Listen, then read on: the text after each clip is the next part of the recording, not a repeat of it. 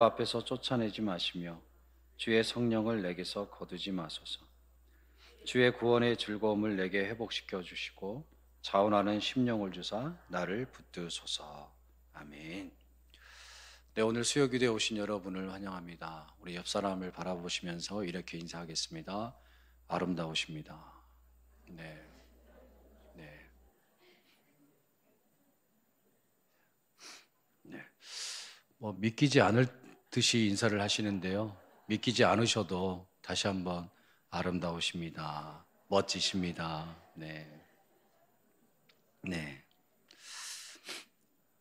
여러분, 원래 우리 하나님께서요, 저희를 아름답게 만드셨습니다.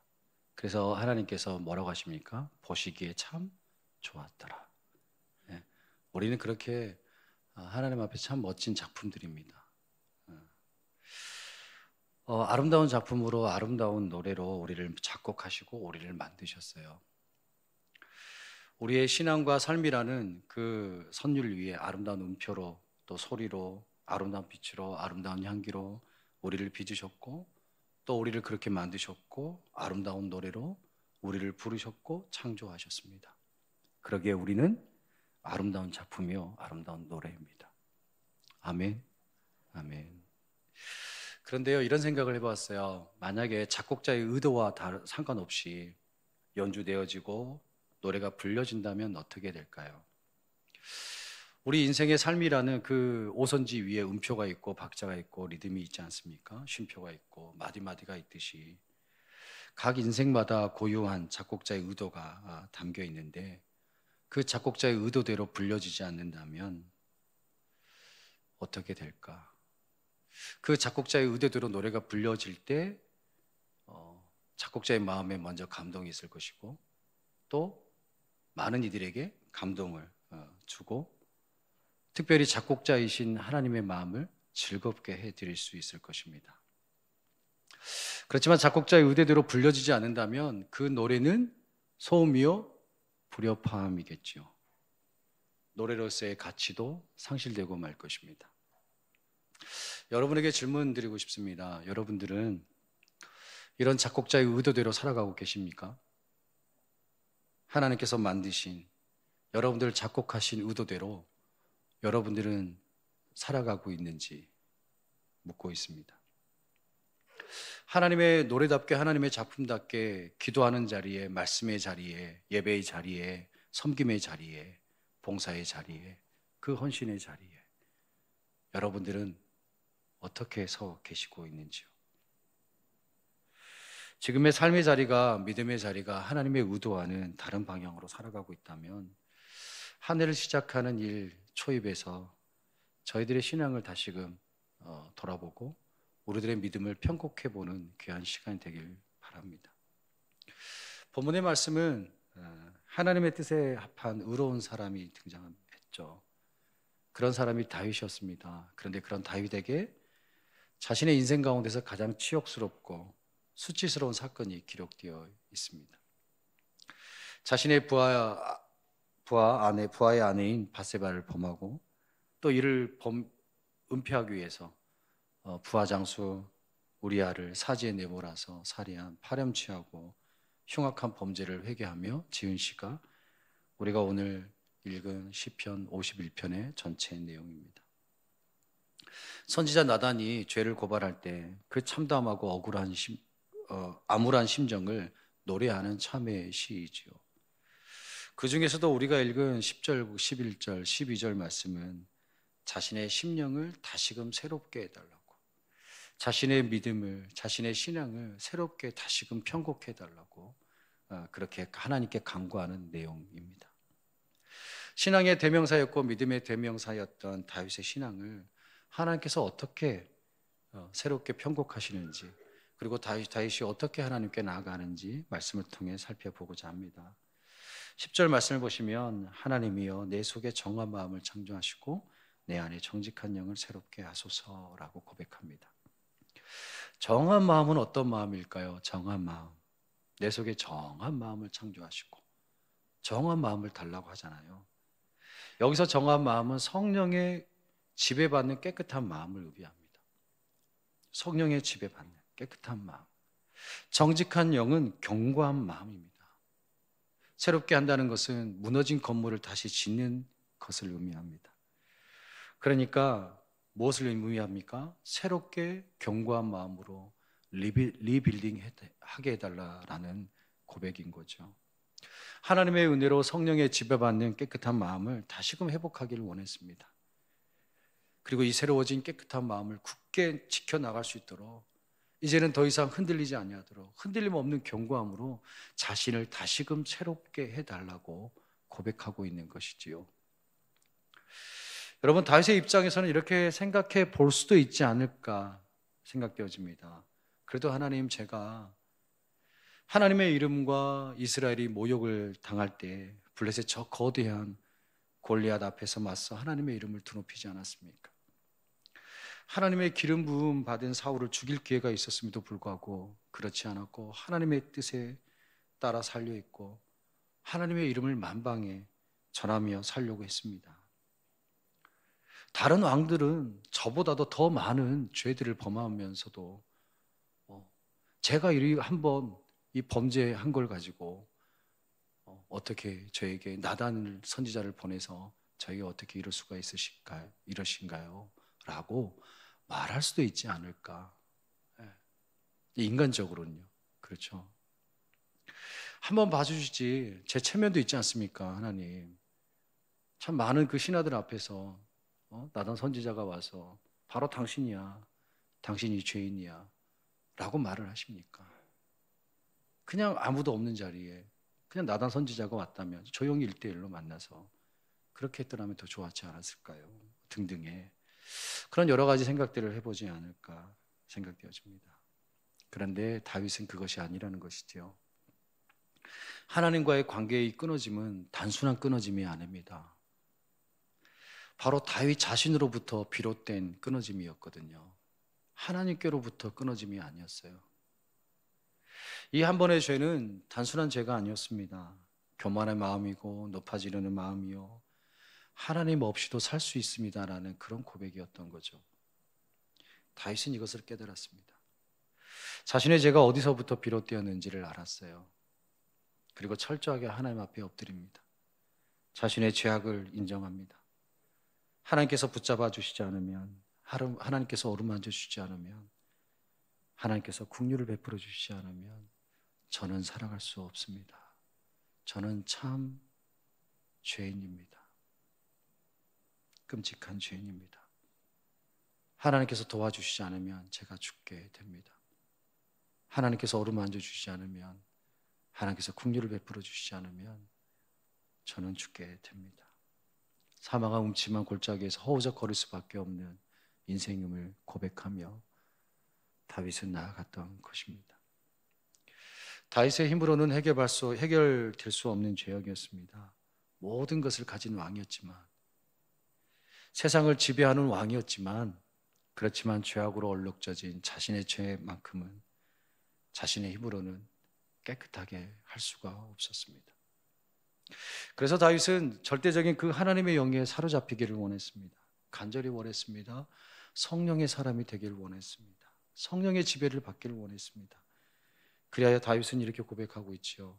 하나님이여, 내 속에 정한 마음을 창조하시고 내 안에 정직한 영을 새롭게 하여 주옵소서. 정직한 영으로 새롭게 하게 해달라고 기도하고 있는 것입니다. 여러분, 다윗의 마음이 느껴지십니까? 우리들도 경우는 다르겠지만 다윗과 같은 모습으로 살아가고 있지 않으신지요? 매일 세상의 유혹에 넘어지고 또 넘어지면서도 하나님 앞에 온전하지 못하는 우리들의 모습들, 아니 이제 굳어져 버린 죄의 습관들을 지닌 채 그냥 이 죄의 습관들을 바라보면서도 아무런 느낌도 동요도 일어나지 않는 우리들의 모습을 바라볼 때 하나님의 심정이 어떠하실까요? 회개 없는, 자기 반성 없는 우리들의 모습을 보실 때 너무 안타깝고 한숨 짓지는 않으실까요? 어쩌면 무엇이 잘못된 것인지도 모른 채 그렇게 살아가는 인생이라면 참 그 인생은 참 비참한 인생이 되고 말 것입니다. 어쩌면 지금 말씀을 전하는 이 가운데에도 이 다윗의 고통이 느껴지지 않는다면 다윗과 같은 심정으로 자신의 가슴을 쳐야 함에도 불구하고 회개도 없고 눈물도 없고 탄식도 없다면 우리들이 다윗보다 더 불쌍한 인생은 아닐까요? 사랑하는 성도 여러분, 성령의 지배받는 깨끗한 마음으로 깨끗한 영으로 견고한 마음으로 다시 세워달라고 우리 하나님께 기도하길 소망합니다.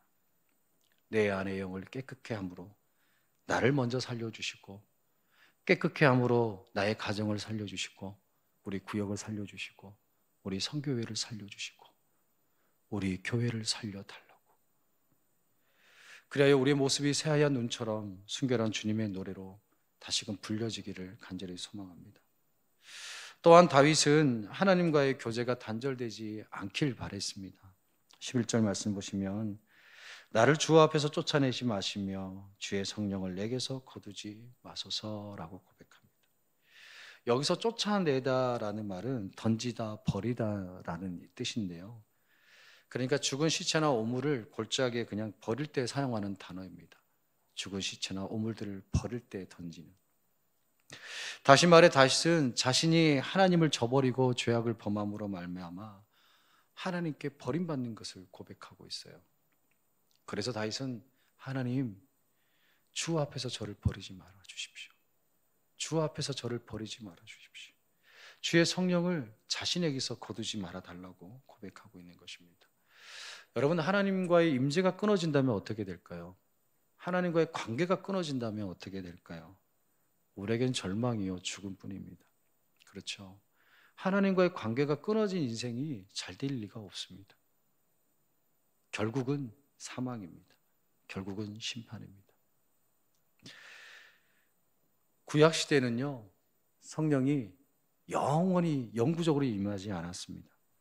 임하시다가도 또 떠나기도 하셨어요.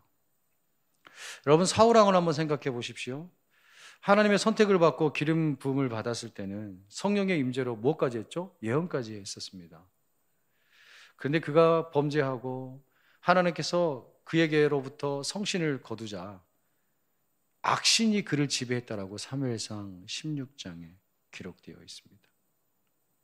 다윗은 이러한 사실을 알았습니다. 하나님과의 관계가 단절된다는 것, 다윗에게 있어서 얼마나 고통스럽고 힘든 일인가를 알았던 것이죠.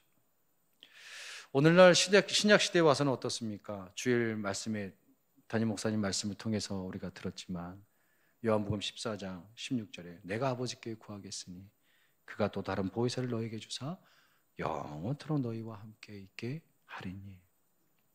그리스도께서 그리스도의 그 약속에 따라 오신 성령은 영원토록 우리와 함께 하신다 말씀합니다.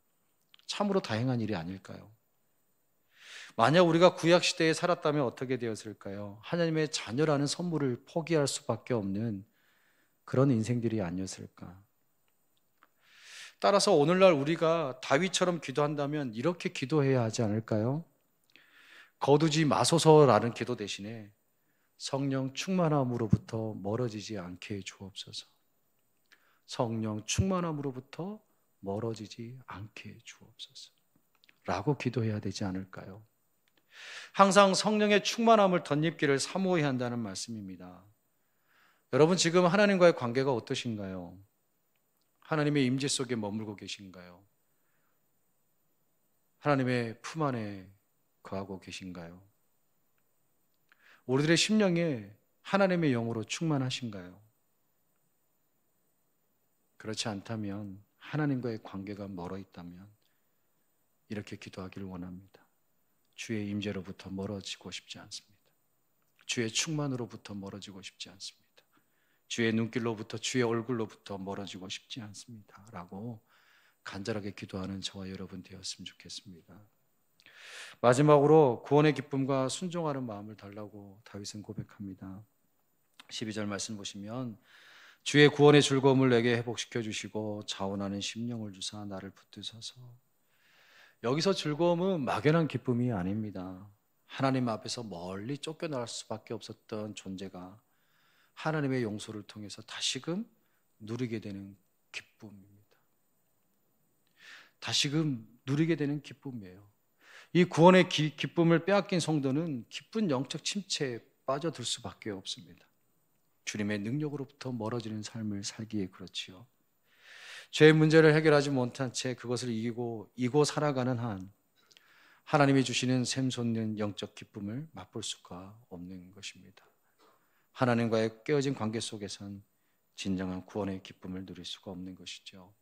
여러분, 이 구원의 기쁨, 이 즐거운 마음이 우리의 심령에 가득하신가요? 구원의 즐거움이 우리의 심령에 있으신가요? 기쁨의 즐거움을 다시 회복하기를 원합니다.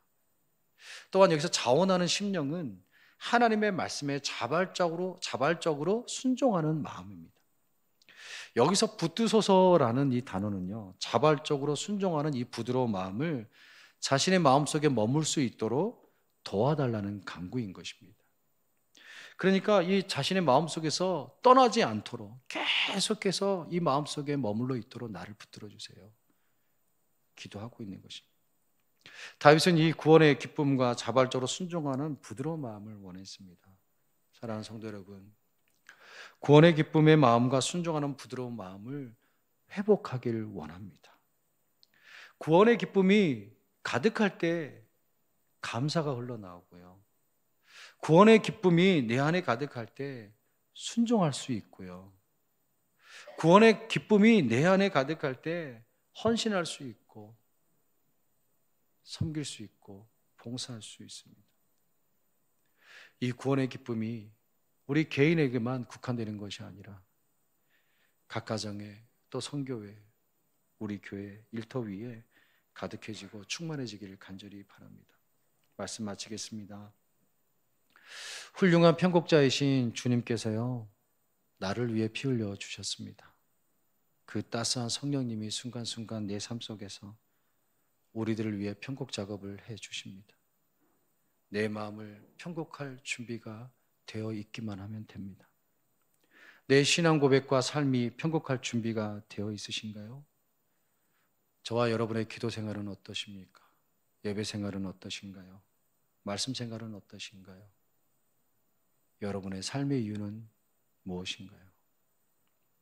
편곡이 필요 없으십니까?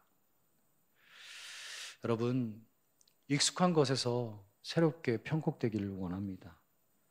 관습에 따른 나의 신앙, 완고한 내 성품, 부정적인 내 모습과 헝클어진 내 관계들, 잘못된 목표와 가치관들, 이제 편곡하십시다. 그런 말이 있죠. 나이에 따라 속도가 간다고 하네요. 20대는 20배, 30대는 30km로, 40대는 40km로, 50대는 50km로, 60대는 60km로 세월이 흘러간다고 합니다. 지금 나는 어떤 속도에 서 있으신가요? 늦지 않았습니다. 몇십 년 된 곡도 편곡하면요, 우리 주님이 아름답게 만드십니다. 주님 나라 소망 있는 우리들, 이제 편곡해서 주님의 아름다운 노래로 올 한 해 그렇게 우리의 삶의 자리에서, 일터에서 하나님을 찬양하고 하나님을 빛내고 하나님을 높이는 저와 여러분의 삶이 되시기를 간절히 소망합니다. 우리 함께 기도하기를 원합니다. 우리 말씀 생각하면서, 말씀 불뜨면서 기도하기를 원하는데요.